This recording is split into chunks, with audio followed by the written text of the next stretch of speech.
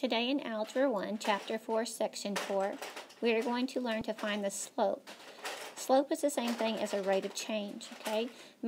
By definition, slope is a ratio, which is a fraction, so slope is denoted by the letter m.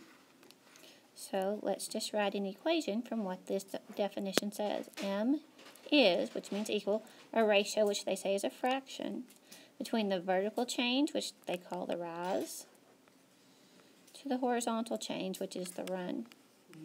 Okay, when we look at a coordinate plane, the part that rises is the y-axis. Okay, it goes up. Okay, so that is the difference in our y over the difference in our run, and the run is our x-axis.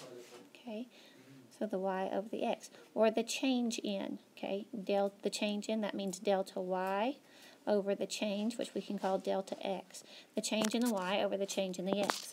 So the algebraic formula is slope equals y2 minus y1 over x2 minus x1. But we're going to look and see that it is actually extremely simple. If we are given the two ordered pairs -4, 2 and 2, 6, and we plot that on a coordinate plane, and then we draw a line between those 2 points, and we want to find the slope between the two lines, we can use the formula from the previous page. Slope, which is m, equals y2 minus y1 over x2 minus x1. Okay, all we do here is plug these numbers in. We're talking about the change in the y over the change in the x. Okay, so if we make this x1, then this has to be y1. And if this is x2, then this is y2. Now we just simply plug the numbers in from there.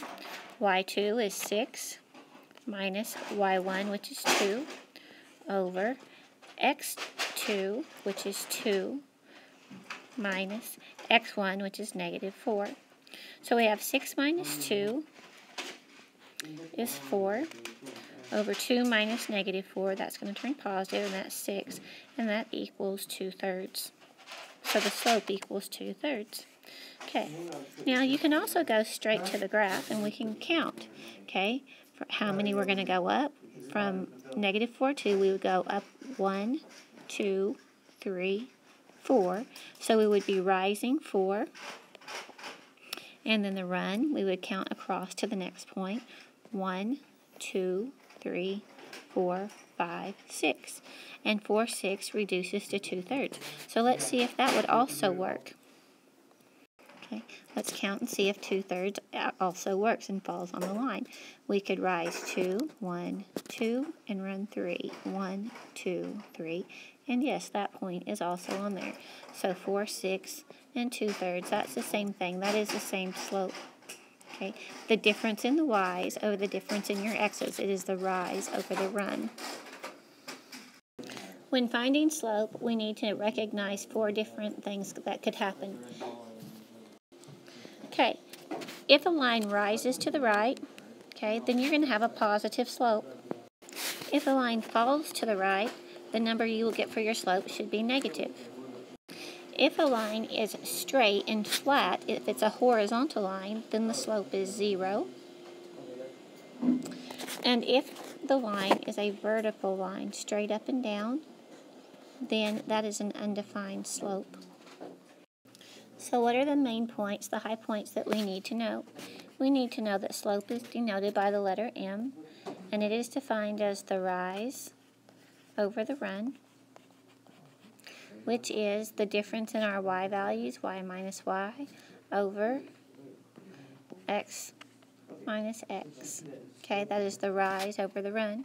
You also need to know that if a line rises to the right, it has a positive slope. If it falls to the right, it has a negative slope. If it's a flat line, that is 0. Okay, it's flat, it's horizontal, it is 0. And if it's a vertical line is undefined. Okay, those are the important things, okay, the high notes of this lesson. You'll have a good day.